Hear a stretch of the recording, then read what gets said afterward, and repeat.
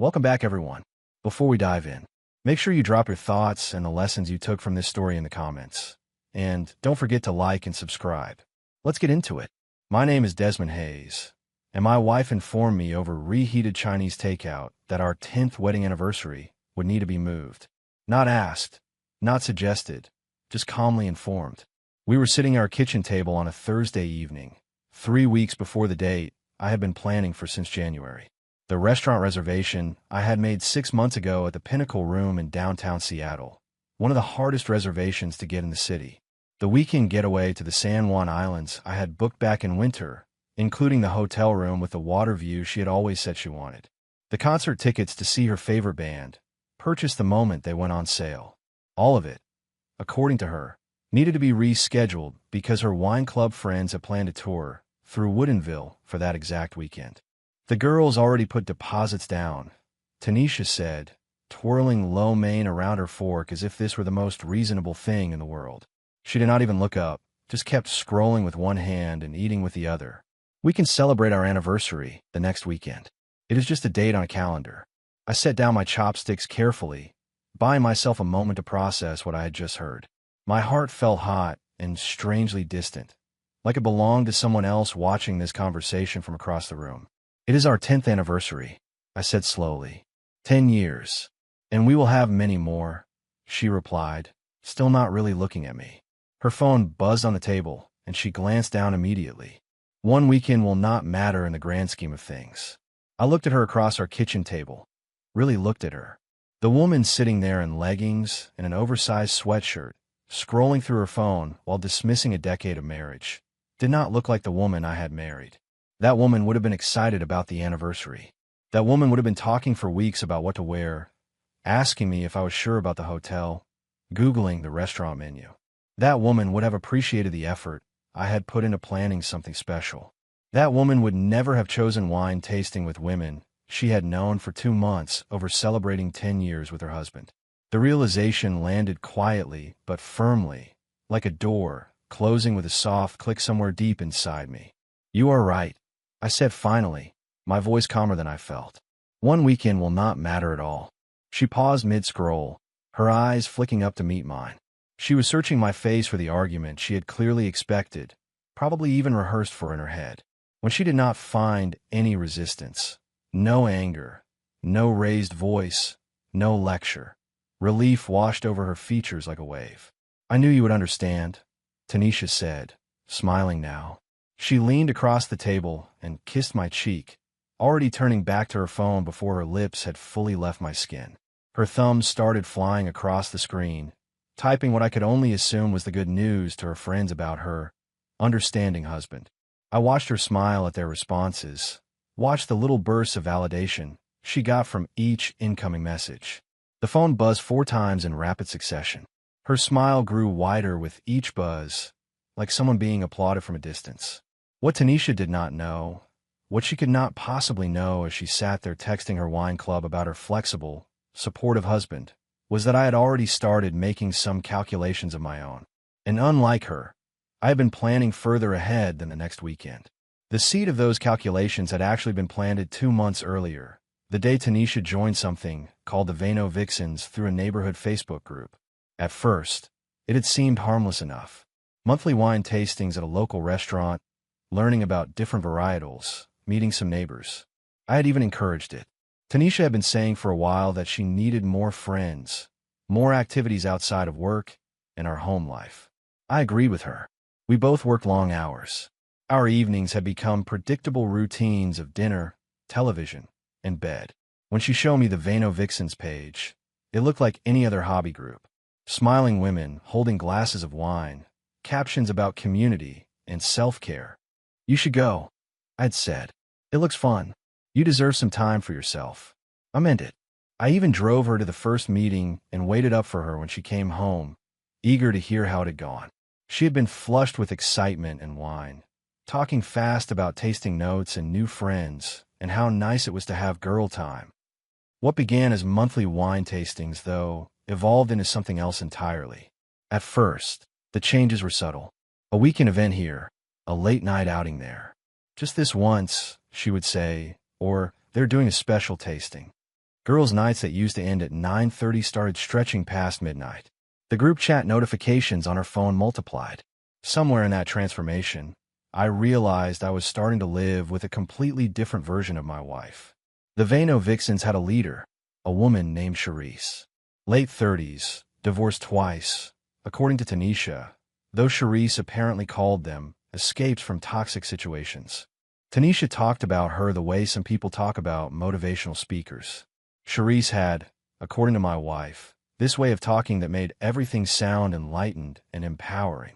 From what I could piece together from Tanisha's stories, Charisse liked to stand at the head of whatever table they were sitting at, glass of wine in hand, and deliver speeches about independence and self-discovery and living authentically. These speeches sounded harmless when Tanisha repeated them, but the content bothered me. I started noticing that Charisse's advice always seemed to tilt in one direction, away from commitment, away from compromise, away from anything that might be labeled obligation. She seemed to collect married women as if they were projects, pulling them into her orbit with carefully chosen phrases and a constant flow of validation. Then there was LaToya, one of Tanisha's new friends from the group. Tanisha mentioned casually one night that LaToya had been seeing a co-worker. When I asked if he was single, Tanisha went strangely quiet. "It is not really my place to judge," she said finally, her tone defensive in a way I did not recognize. "LaToya has been unhappy for a long time.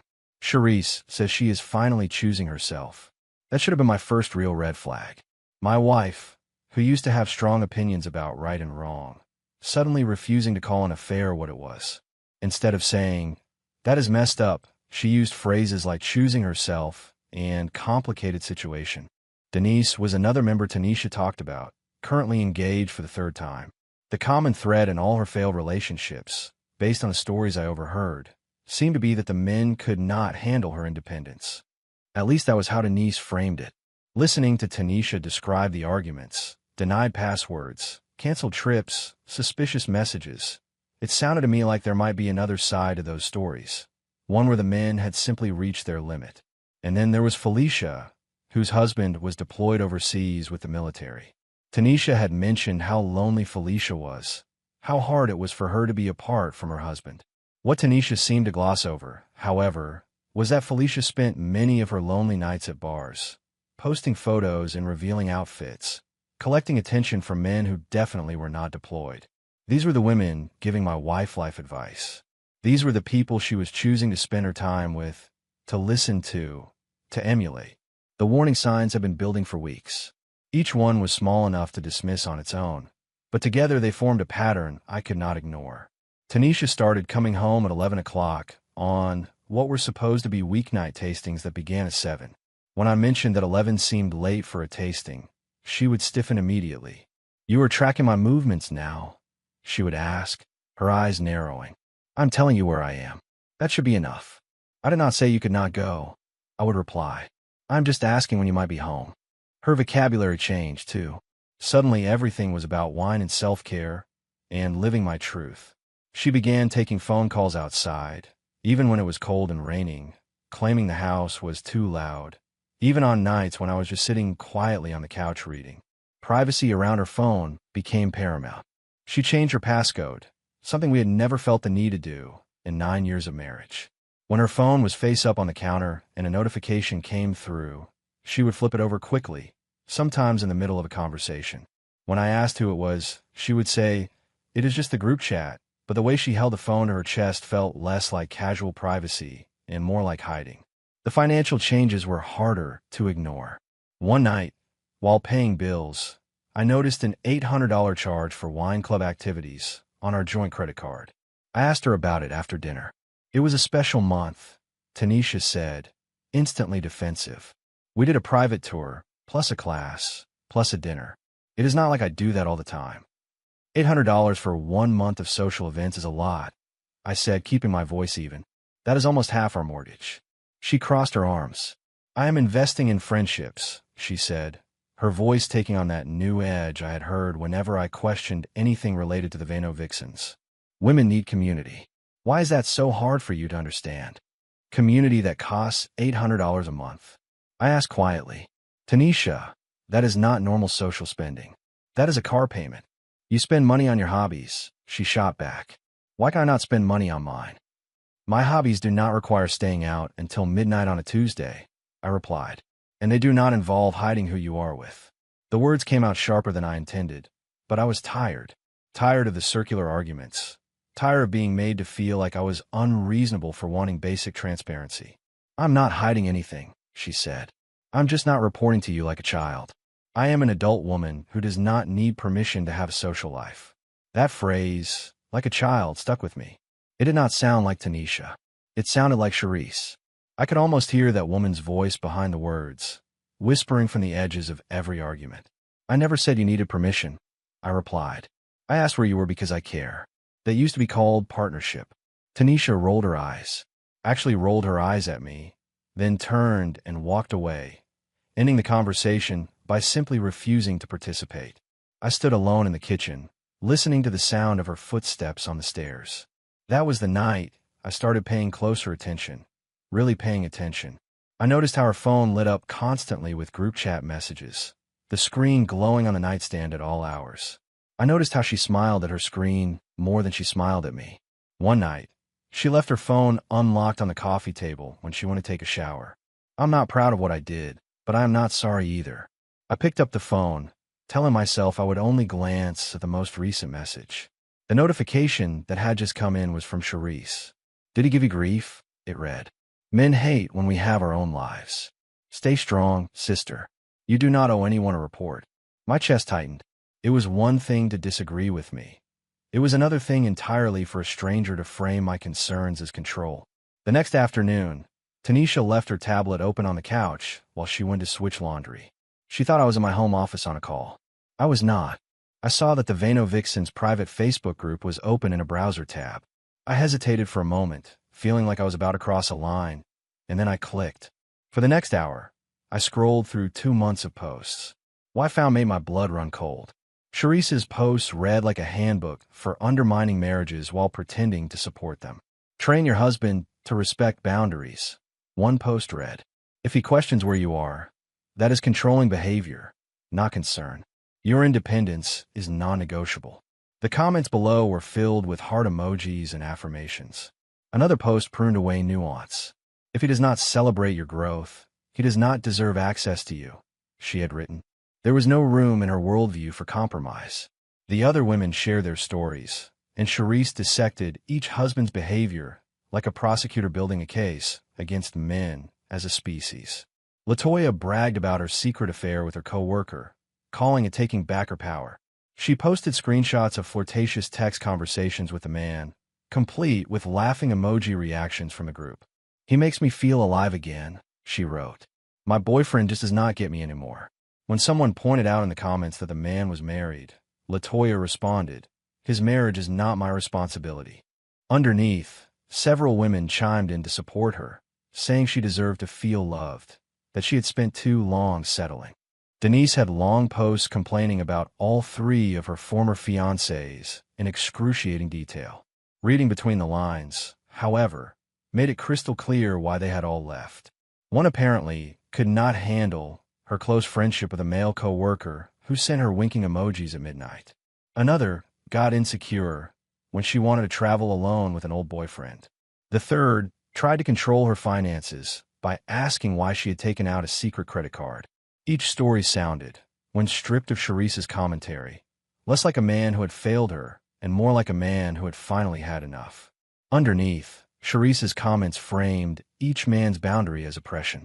Felicia posted revealing photos taken at 2 o'clock in the morning while her husband was literally in a combat zone.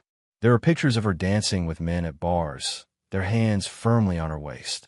Lonely night, one caption read, not anymore.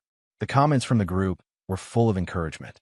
You deserve to feel beautiful, one wrote. Do not let deployment dim your light, another said. Live your best life, Charisse added. There were no comments about vows, no concern for the husband overseas. But what really caught my attention, what made me start taking screenshots, was a post from a week before the anniversary conversation in our kitchen. Charisse had written, any of you ladies have anniversaries or birthdays coming up? Planning something epic for that weekend in Woodinville. Girl time over obligation time. Who is with me? 5 women had commented with interest. Tanisha was third. Her comment read, "Count me in. My 10th is that weekend, but this sounds way more fun. He will understand. He will understand. My 10th anniversary. Something I've been planning for months. Something I believed would matter to both of us." Dismissed in one sentence as less fun than drinking wine with women she had known for 8 weeks. I sat very still on the couch, staring at the words on the screen. Then I started screenshotting everything. Every post, every comment, every piece of evidence that showed exactly how this group operated and what they were doing to my marriage. When Tanisha brought up rescheduling our anniversary more directly a week later, I was ready. We were sitting in the living room, the television muted, soft light from the lamp casting shadows on the walls. She cleared her throat and shifted on the couch. "So," she began, "I need to talk about our anniversary." I turned the television off with the remote and set it down. "I am listening." "The wine club planned this amazing tour," she said, the word amazing lingering in the air like perfume. "And it happens to be the same weekend as our 10th anniversary." I kept my expression neutral. "I know." She blinked. "You knew." "I am observant," I said. "So, you want to cancel our plans?" "Not cancel," she said quickly. "Just reschedule. We can go the next weekend." "The reservation took 6 months to get," I reminded her. She waved a hand. "Then we will go somewhere else. It is not about the place." "What is it about, then?" I asked gently. Tanisha exhaled, as if she were finally saying what she had wanted to say all along. "It is about you being flexible," she said. "It is about supporting what makes me happy." I nodded slowly, letting the words settle between us. "You are right," I said. "Your happiness does matter. I want you to do exactly what makes you happy. Do not hold back." She stared at me. "Really? You're okay with it?" "I want you to do exactly what makes you happy," I repeated. "Do not hold back." "Thank you for understanding," she said, relief flooding her face. "I promise we will make it up next weekend. We can do something just as special. Maybe better. I am sure it will be memorable," I replied. She did not hear the weight of the word. The next morning, Monday, I called a law firm downtown called Whitaker and Associates in Belltown. The receptionist put me through to an attorney named Harold Whitaker after I explained that I needed to discuss divorce proceedings. "How soon can you see me?" I asked. "We have an opening Thursday," he said, "or I could fit you in Friday afternoon." "Friday afternoon," I said, looking at the calendar on my desk. 3 o'clock if possible." "And this is regarding divorce?" he asked. "Yes," I said. "My wife is choosing to spend our 10th anniversary with her friends instead of me. I would like to spend it with my attorney instead." There was a brief pause on the other end of the line. "Friday at 3 p.m., Harold said. "Bring any documentation you have." By Tuesday, I had opened a personal checking account at a different bank across town, one Tanisha had never set foot in. I transferred exactly half of our joint savings account, $47,000. I made sure everything was documented, every transfer above board and legal. I even had my accountant review the transactions. "You are within your rights," he confirmed after looking over the statements. "Washington is a community property state. 50-50 split is standard." "Will it look bad to a judge?" I asked, protecting my assets before filing. "Not even slightly," he said. "Happens all the time. You're not hiding money. You are not draining accounts. You are separating what is legally yours in preparation." Wednesday, I contacted a realtor friend to assess our house value. She asked why I needed the estimate. "Divorce," I said simply. "I am sorry," she replied, and she sounded like she meant it. "Do you want me to keep this between us?" "For now," I said. After the call, I walked through the house room by room, documenting every asset we owned. I took photographs of jewelry, collectibles, furniture, electronics. I created a detailed spreadsheet of everything we had purchased during our marriage: date of purchase, original cost, current estimated value. The attorney would need this. I needed this. Thursday evening, Tanisha buzzed around the house like a teenager before prom. She had been shopping. New clothes hung on the closet door, tag still attached. New luggage sat by the front door, already partially packed. She had gotten her nails done during her lunch break, deep burgundy with tiny gold accents that caught the light whenever she moved her hands. She showed me the itinerary for the weekend, scrolling through her phone with barely contained excitement. "Friday night, we check into Willow's Lodge," she said. "Saturday, We hit 3 wineries. Chateau Saint Michel, then 2 smaller ones Charisse knows. Fancy dinner Saturday night at Barking Frog.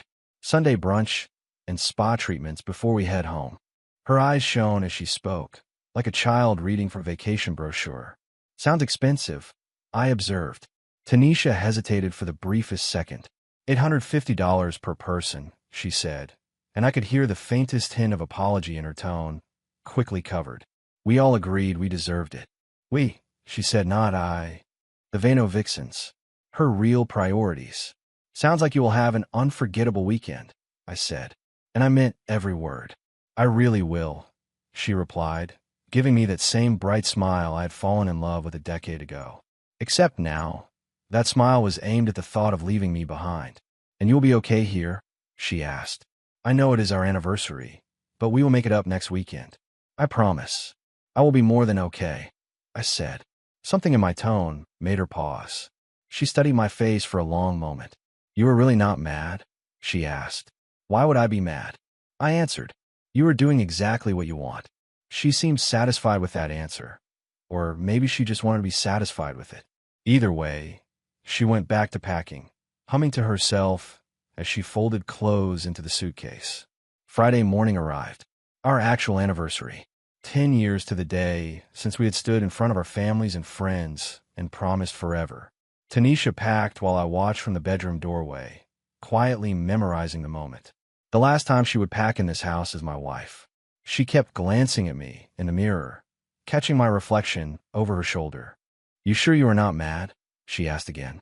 Why would I be mad? I repeated. You are doing exactly what you want. When I get back, we will plan something really special, she said. Something big. You will see. Something will definitely be special, I said under my breath. At 2 o'clock in the afternoon, Charisse pulled up in a rented luxury SUV. The other 3 women were already inside, laughing and singing along to whatever was blasting from the speakers. Tanisha kissed me at the door, perfume strong, suitcase handle in one hand and her phone in the other. Love you, she said. See you Sunday night. Have the time of your life, I replied. Charisse leaned out of the driver's window. Do not worry, she said with a polished smile. We will take good care of her. I am counting on it, I said. I watched the SUV disappear around the corner, then checked my watch. Attorney appointment in 90 minutes. Harold Whitaker's office had a view of Elliott Bay. He reviewed my documentation with an impressed expression, flipping through the neatly labeled folder. This is extraordinarily well organized, he said. Most people do not come in this prepared. I showed him the Facebook screenshots, the timeline of behavior changes, Tanisha's own comment about her 10th anniversary being less important than wine tasting. Her own social media establishes a pattern, Harold observed. She publicly chose friends over a significant marital milestone. In Washington's no-fault divorce system, this kind of documentation does not change the grounds, but it does support your case in terms of narrative and negotiation. We discussed the process, the timeline, and the costs for an uncontested divorce. He estimated $5,000 to $8,000. If she contests, it could be more, he warned. She will not contest, I said. She will be too busy explaining to everyone what happened. Harold studied me for a moment. You sound like you have thought a lot about this, he said. I have, I replied. He prepared the preliminary documents for filing on Monday. I read each page carefully, then signed where indicated. Are you certain about the timing? Harold asked again as I slid the folder back to him. This is your anniversary, after all. She made it clear this date does not matter to her anymore, I said. I'm just agreeing with her. I left his office at 5:30 and drove home to our empty house. It felt different already. Quieter. More honest. At 6:47, my phone buzzed with a text from Tanisha. Just checked into the hotel, it read. This place is gorgeous. I stared at the message for a moment, then set the phone down and walked to the garage, where I had stacked flattened cardboard boxes earlier in the week. By 7:23, my phone buzzed again, this time an Instagram story notification.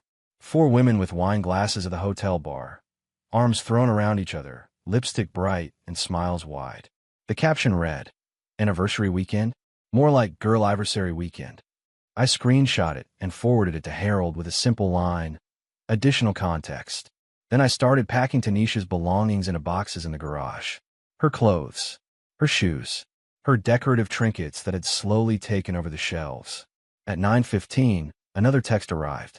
Charisse just ordered us all champagne. Tanisha wrote, having so much fun already. I responded, enjoy every moment. A minute later, the message showed as read. No reply. At 10:30, another Instagram story appeared. The four of them at the hotel restaurant bar, clearly drunk, hair slightly mussed, cheeks flushed. Charisse's arm was around Tanisha's shoulders. The caption said, to new traditions and leaving old obligations behind. I walked into the living room, took our wedding photo off the mantle, and packed it away in a small box by itself. Then I removed my wedding ring and placed it in an envelope with a short note. You will not need this anymore. I set the envelope aside on the kitchen table where she would see it. Saturday morning began with more social media updates. At 11 o'clock, a group photo from Chateau Saint Michel popped up on my feed. All four women wore matching Vano Vixens t-shirts, posing in front of rows of vines. Tanisha's Instagram story caption read, 10 years married and finally doing what I want. Charisse commented, about time. Latoya added, living your best life. Denise chimed in, this is what freedom looks like. I continued packing while they posted, calling a moving company, and reserving a storage unit at the public storage facility on Aurora Avenue. By afternoon, I had organized everything into clear categories, hers, mine, and shared. In the middle of it all, my phone buzzed with a call from my older brother, Leon. How is it going? Leon asked. He already knew the outline. I had called him earlier in the week when I realized where things were heading. Boxes everywhere, I said. You still good with me staying in your guest room for a while? Always, he replied. I wish I could say I am surprised, but from what you told me about that group, he trailed off. I kept hoping she would pull back, I admitted. I kept telling myself it was a phase. People show you what matters to them, Leon said. She just happened to show you on your anniversary. At 2:30, my phone buzzed with a video notification. Tanisha, dancing with a wine glass in hand, obviously intoxicated. Charisse's voice was behind the camera. Tell everyone what you are celebrating, she said. Tanisha's voice came through the speakers, slurred and happy. Freedom, she declared. I am celebrating freedom from expectations. The other women cheered in the background. I downloaded the video and sent it to Harold with the subject line, more evidence. Then I went online and removed Tanisha's name from our joint credit cards, updated all our streaming service passwords, and changed my emergency contact information at the bank from her to Leon. At 5 o'clock, another photo appeared of Tanisha at the third winery. Her left hand was clearly visible in the shot, raised with a wine glass. Her wedding ring was gone. The caption read, left the ball and chain at home. Just kidding. Or am I?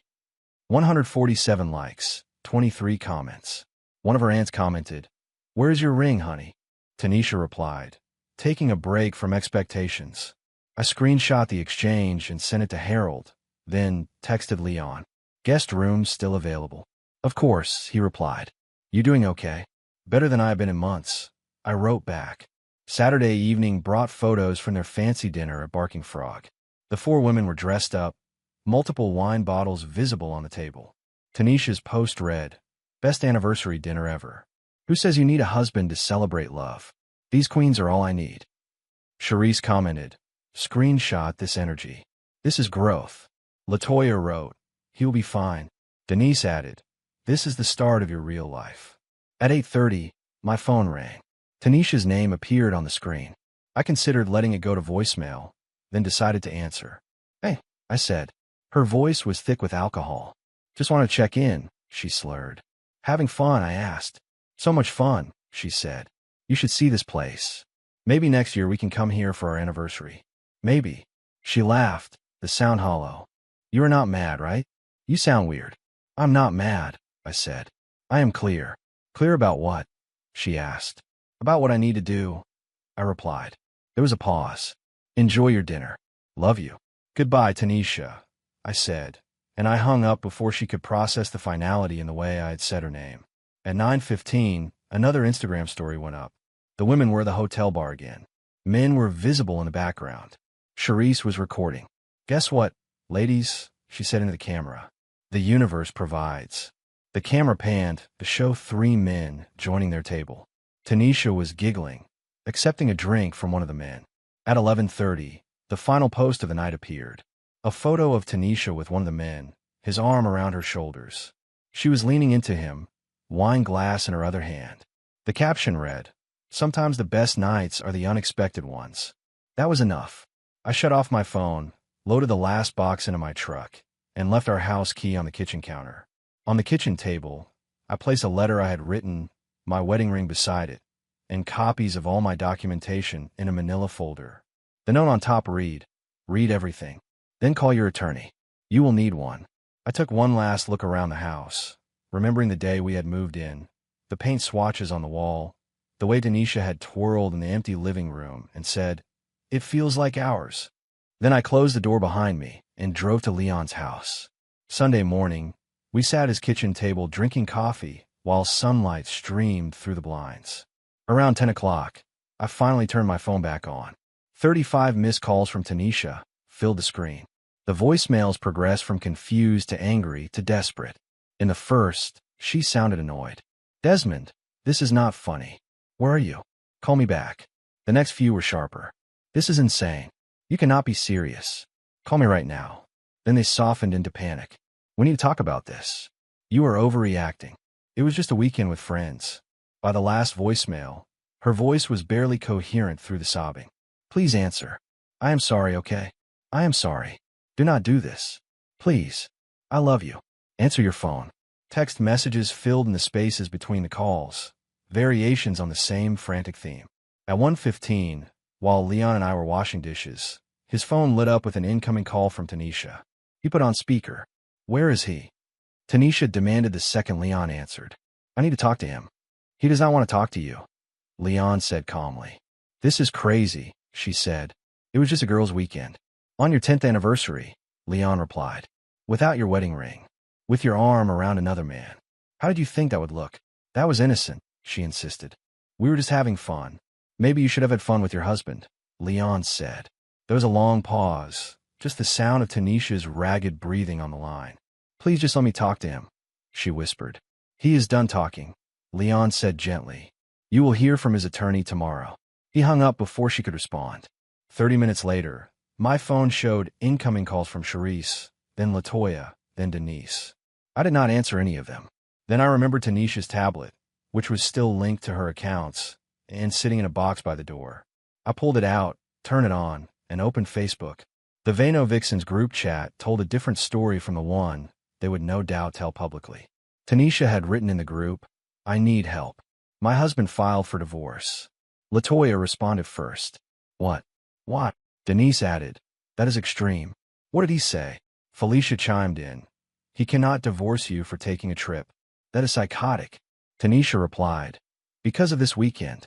He left. He took his things. There was a letter. He has screenshots of everything we posted."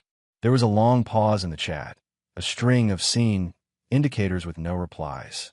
Then Charisse finally wrote, "Ladies, maybe we should take this offline." Tanisha responded immediately. "Offline? You said this was normal. You said I deserve this. You told me to choose myself." Charisse replied, "I did not tell you to take off your ring. I did not tell you to pose with another man." Tanisha wrote, "You said to leave obligations behind. You literally toasted to it." Latoya jumped back in. "Did something happen with that guy at the bar?" Tanisha wrote, "No, but there are photos. My husband has everything." Denise replied, "Listen, Tanisha, this is your marriage. We cannot be responsible for your choices." "But you all encouraged me," Tanisha wrote. "You said this was growth." Felicia added, "We encourage you to have fun, not to blow up your life." There was another pause. Then, one by one, they left the conversation. Charisse first, then Latoya, then Denise, then Felicia. Their profile photos disappeared from the group chat, leaving Tanisha alone in the digital space she had valued more than her marriage. Monday morning at 9 o'clock, a process server arrived at our house. Tanisha answered the door in her bathrobe, hair uncombed, eyes swollen. "Tanisha Hayes?" the woman asked. "Yes," Tanisha said, voice hoarse. "You have been served," the server replied, handing her an envelope and turning away without further comment. Tanisha opened the envelope with shaking hands. Inside were the official divorce filings. Court date, 60 days out. Grounds, irreconcilable differences. Supporting narrative, abandonment of marital obligations. Attached as exhibits were printouts of her own Instagram posts, the group photos, the captions about freedom and obligations. She called 3 law firms that afternoon. All quoted a $5,000 retainer minimum. One attorney asked, "Were you represented accurately in these social media posts?" "Yes," Tanisha said softly, "but I did not mean intention does not matter," the attorney replied. "Documentation does." She cannot afford any of them. She called her parents next, expecting comfort. Instead, she got something else. "You did what?" her mother asked, her voice rising. "On your anniversary?" Her father was more direct. "Let me get this straight," he said. "He made plans 6 months in advance, and you canceled for wine tasting with some club?" "It was more than that," Tanisha protested. "It was about my independence. You do not understand." "What I understand," her father said, "is that you chose your friends over your husband and posted about it publicly. What did you think would happen?" Within a week, the Vano Vixens were imploding from the inside. LaToya's affair was exposed when her co-worker's wife found their messages and screenshots in his phone. Human resources got involved. LaToya was fired from her job. Her boyfriend ended things publicly, leaving her with a trail of receipts and no support. Felicia's husband returned early from deployment when his commanding officer showed him her Instagram posts. He filed for separation within days. The military community cut her off almost overnight. Invitations dried up, and mutual friends stopped replying to her texts. Sharice's married boyfriend's wife found their text messages, emails, and hotel receipts. Sharice was suddenly facing her 3rd divorce, except this time, she was the other woman instead of the ex-wife. Denise announced her 4th engagement on social media, posting a photo of a ring. The comment section was brutal. Former friends asking if this fiancé knew about the last 3, acquaintances joking about return policies on engagement rings. The carefully curated image of the Vano Vixens began to crumble. 2 weeks after I filed, Tanisha and I met for the first mediation session at Harold's office. She arrived with a court-appointed attorney. She had qualified for legal aid. She looked like a shadow of the woman who had danced at the winery, thinner, with dark circles under her eyes and a wary, haunted expression. She could not quite bring herself to meet my gaze. Her attorney, a woman with tired eyes and a practical haircut, reviewed the settlement proposal Harold had prepared. "This is fair," the attorney said quietly. "More than fair, honestly. Given the evidence, he could have pushed harder." I spoke for the first time since Tanisha had entered the room. "I do not want to destroy you," I said. "I just want to be free of someone who did not value what we had." Tanisha started crying. "I know," she said, voice breaking. "I know I destroyed it." "Yes," I replied. "You did." Can I just explain?" she asked. "No," I said. "There is nothing to explain. You made your choices clear. You posted them for everyone to see." "It was a mistake," she whispered. "It was not one mistake," I said. "It was a series of choices over several weeks, where you continually chose them and yourself over us." The settlement itself was straightforward. The house would be sold, proceeds split 50-50. Savings had already been divided. She would keep her car. There would be no alimony. Each of us would keep our own retirement accounts. Furniture and household items were divided fairly between us. Tanisha signed the papers with a trembling hand, tears dripping onto the pages and smearing the ink. "I am so sorry," she said as she pushed the signed documents back across the table. "I know," I said. "I believe you're sorry." Now, 6 weeks later, we stood in King County Family Court. The judge reviewed our uncontested divorce, flipping through the file quickly. "Any last statements?" the judge asked, looking first at me, then at Tanisha. She shook her head, staring down at her hands. I remained silent. There was nothing left to say. "Divorce is granted," the judge said. "Marriage dissolved." The gavel came down with a small, final sound. 10 years ended in less than 3 minutes. We walked out of the courtroom, separately. In the parking lot, Tanisha caught up to me near my car. "Can we talk, please?" she asked. "We have nothing left to talk about," I replied. "I need you to know," she said, desperate. "They're all gone. The friends. The group. Sharice will not return my calls. LaToya blocked me. Denise says I am drama. I am completely alone. You chose to be, I said. I did not choose this, she protested. Yes, I answered quietly. You did. You chose it when you posted about celebrating freedom from me. When you took off your ring. When you let another man put his arm around you. When you picked wine and Instagram over a decade of partnership. She wiped her eyes with the back of her hand. I would do anything to take it back, she whispered. I know, I said. But you cannot. That is how choices work. Do you hate me? She asked. I thought about it honestly. No, I said. I do not hate you. I feel sorry for you. You had something real and traded it for validation from people who disappeared the moment it got hard. She looked down at her empty left hand. What am I supposed to do now? She asked. Whatever you want, I said. That was the freedom you wanted, remember? I got into my car and closed the door gently. She stood there, small and shaking in the gray light of the parking lot, watching me drive away. 3 months later, I was in my new apartment in the Queen neighborhood. Smaller place. Better view. Furnished exactly how I wanted, without compromise. It was a Friday evening. I was making dinner, pan-seared salmon, roasted vegetables, a glass of red wine. Not to celebrate anything in particular, just because I felt like it. The apartment was quiet in a way that felt peaceful instead of lonely. My phone buzzed with a text from a coworker I had gotten to know better recently, a woman named Rochelle. Still on for coffee tomorrow, she wrote. There is a new cafe I want to try. I smiled and texted back, yes, looking forward to it. For a moment, curiosity tugged at me. I opened my laptop and checked social media one last time, more from habit than from any real need to know. Charisse's page was now private. Her profile photo had changed to a quote about healing alone. LaToya was still unemployed, posting vague, inspirational quotes about resilience and betrayal. Denise's engagement was already showing cracks in her posts.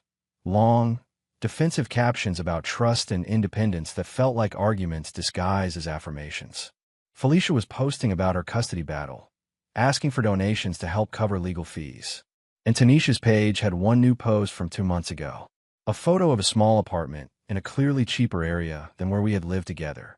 The caption read, starting over, learning who I am without the noise. Some lessons cost more than others. Comments were disabled. I stared at the photo for a long moment. I closed my laptop and looked at the calendar on the refrigerator. Today's date was circled in red. It would have been our 11th anniversary. Instead, it marked 1 year since I started planning the end of something I had once thought would last forever, and months since I chose self-respect over settling for someone who had stopped choosing me. The doorbell rang. I wiped my hands on a towel, took a breath that felt clean and full, and walked to the door. I opened it and stepped forward into whatever came next. I did not look back. If you enjoyed this story, please like, comment, and share this video with your friends. Subscribe and turn on the notification bell so you never miss a powerful story drop.